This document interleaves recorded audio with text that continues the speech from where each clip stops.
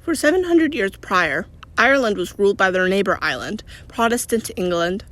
Almost all of the 8 million Irish people were Roman Catholic, and all were inferior in the eyes of the English. The Irish kept getting pushed off their land until, in 1800, Irish Catholics owned only 5% of the land on the small island sufficient for farming. The rest of the Catholics didn't own land, but instead rented it from English landlords with mostly labor. The Irish grew crops that they couldn't eat, but on their few acres of land for themselves, they grew potatoes. Potatoes were the perfect crop, low maintenance, resilient, and plentiful. The Irish dependence on the potato made a devastating impact when the potato crop failed. Hundreds of thousands of Irish people died of starvation. The English refused to do anything for the first few months, but they eventually agreed to set up soup kitchens. Rich Protestants paid money to watch poor Catholics eat at the soup kitchens, like people watching monkeys feed at the zoo, wrote historian Seamus Cavan.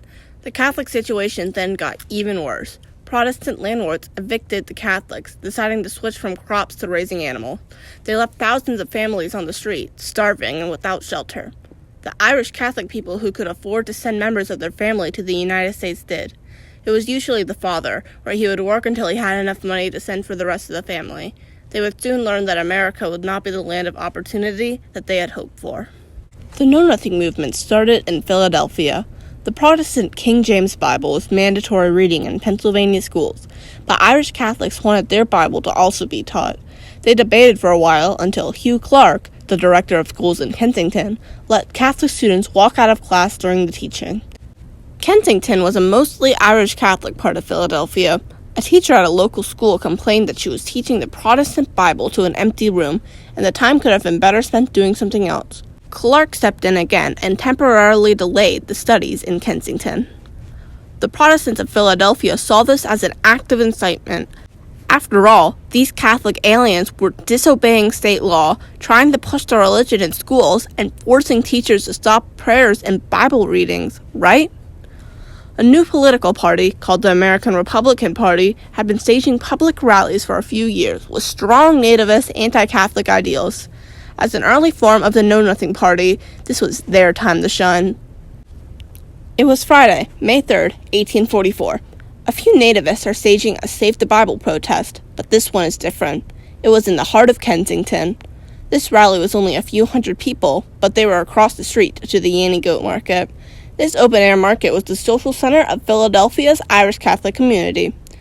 Locals started to yell at the protesters. They rushed the podium, and the protesters made a break for it. The word got out over the weekend, and by Monday the 6th, an estimated 3,000 were at Kensington. A thunderstorm started during Reverend Lewis Levin's speech, and the protesters had to take cover in the Yanny Goat Market across the street. Irish Catholics saw this as an invasion and angrily asked them to leave. But Levin stood up on a stall and continued his speech. The violent words quickly turned into physical violence as some people on both sides got their guns out. Protesters went home, grabbed their guns, and started destroying local buildings. When marching into Kensington, they carried a torn flag, which became a national symbol, and a sign saying that the flag was trampled by Irish papists.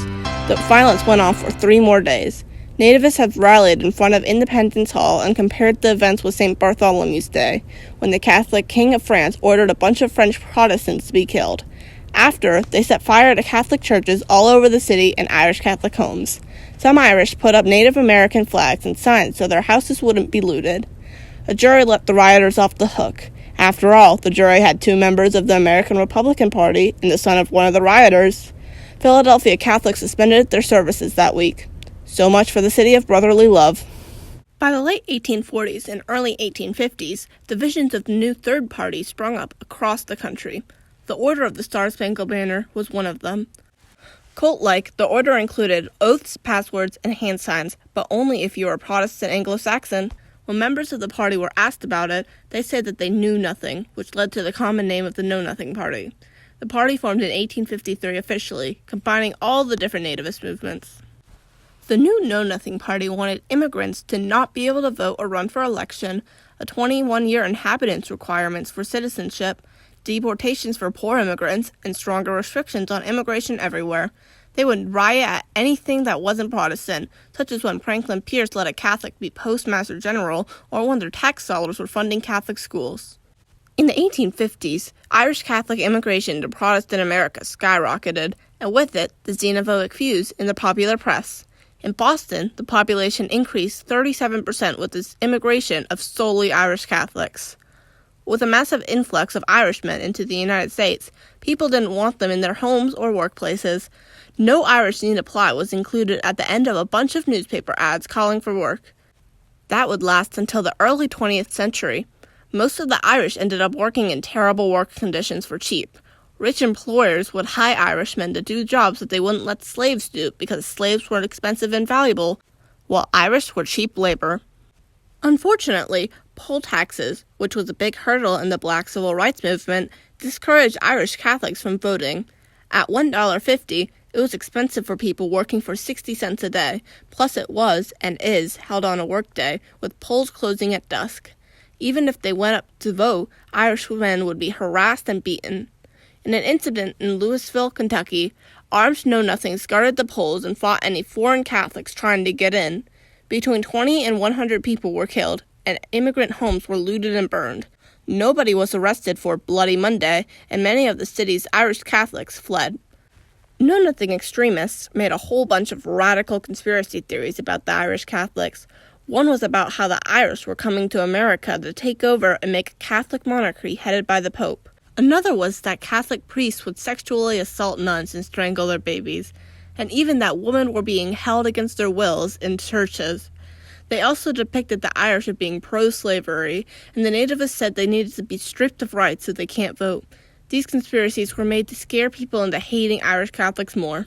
Maine banned alcohol in 1851, which was something the nativists were very pleased about. Why? They saw the Catholics as drunks, and this new law was punishing them for invading their country. The Know-Nothings wanted the Maine law to be spread to the rest of the country. The immigrants were not a fan of the temperance and fought to get rid of it. Also in Maine were two riots similar to the Bible riots. One included a Catholic priest being tarred and feathered because he wanted to not read the King James Bible in public schools, which sounds awfully familiar, and in another, they burned down several Catholic churches. In 1852, the Know-Nothing Party started its short power spree. Abiding by their less suspicious official name, the American Party spread far, effectively washing the old industrialist Whig Party down the drains of history. Many historians have cast their rule as a period of bigotry and incompetence, states Bentley professor Douglas Kierdoff in the Boston Globe.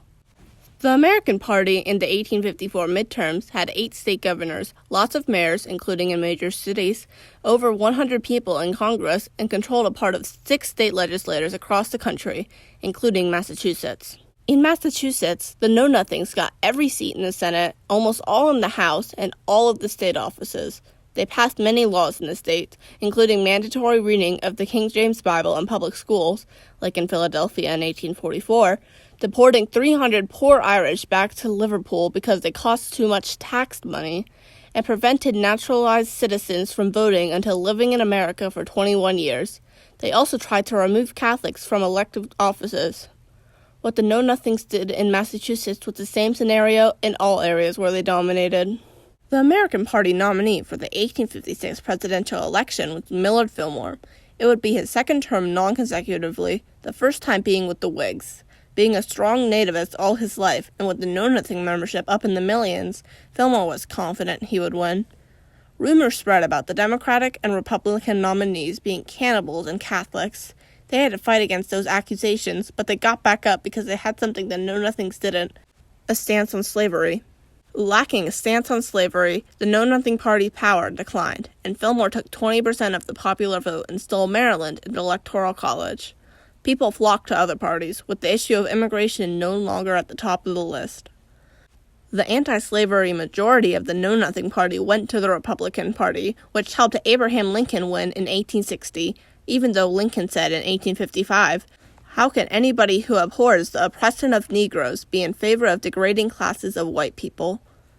Nativism has taken other forms since the Know-Nothing Party. Even today, we fight a suspiciously similar battle. The impudent debate between the Know-Nothings and the Irish Catholics helped shape our country. Let's just hope that we're not doomed to repeat it.